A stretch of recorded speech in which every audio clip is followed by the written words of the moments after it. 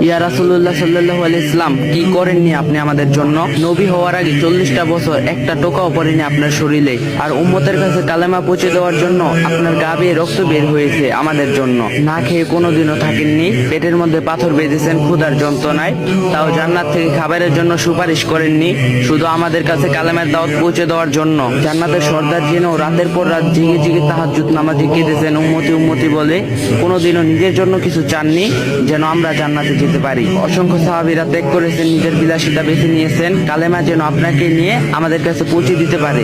কালেমা। ইয়া রাসূলুল্লাহ সাল্লাল্লাহু আলাইহি ওয়াসাল্লাম, মেরাজের রাতে যখন জান্নাত দেখেছিলেন, চাইলে আপনি সেই জান্নাতে থেকে যেতে পারতেন, কিন্তু আপনি উম্মতদের জন্য ফিরে এসেছেন। জাহান্নাম দেখার পর বারবার উম্মতদের কথা ভেবে চোখ দিয়ে পানি ফেলছিলেন। ইয়া রাসূল, সেদিন আজরাইল আলাইহিস সালাম এসেছিলেন জান কবজ করতে, আপনার কাছে অনুমতি চেয়েছিলেন। আপনি বলেছিলেন, ভাই আজরাইল, আমি চলে যাওয়ার পর আমার উম্মতদের কি হবে? ইয়া রাসূলুল্লাহ, সেদিন আপনি আপনার কথা ভাবেননি, শুধু ভেবেছিলেন উম্মতের কথা। মৃত্যুর যন্ত্রণায় বলেছিলেন, আজরাইল, আমার বুকের উপর কি কোনো পাহাড় রাখলা?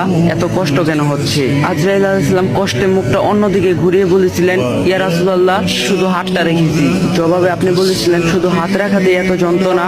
জিব্রাইল, যত কষ্ট দেবার আমাকে দাও, আমার উম্মতকে কোনো কষ্ট দিও না। শুধু এই দুনিয়াতে না, কিয়ামতের দিন যখন সকল মানুষ ছোটাছুটি করবে এক নবীর কাছে, আর সব নবীগণ বলবে, ইয়া নফসি ইয়া নফসি, একমাত্র আপনিই বলবেন, ইয়া উম্মতি ইয়া উম্মতি ইয়া উম্মতি। সেই দিনও আপনি কাঁদতে কাঁদতে লুটিয়ে পড়বেন সিজদায় আর বলবেন, আল্লাহ আমার উম্মতদেরকে বাঁচান। আর আমরা সেই উম্মতরা আজ শুধু ঘুম, জেনা, বেবিচার, পরকীয়া, ঢোল বাজনা, বেপরদা, বেহায়া, নফরমানিতে লিপ্ত।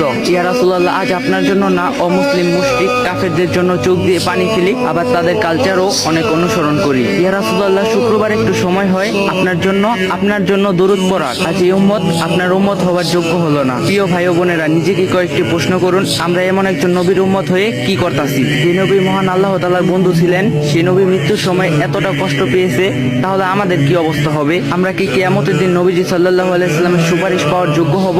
ভাবুন তো, মহান আল্লাহ পাক এবং নবীজি সাল্লাল্লাহু আলাইহি ওয়াসাল্লাম যদি আমাদের থেকে একটাবার মুখ ফিরিয়ে নেয়, তাহলে আমাদের কি অবস্থা হবে? তো গাইস, যদি ভিডিওটা ভালো লাগে অবশ্যই কমেন্ট বক্সে বলে যাবেন, আর ভিডিওটা কপি লিংক আর শেয়ার করে দিবেন, যাতে অন্য আরেকজন দেখতে পারে।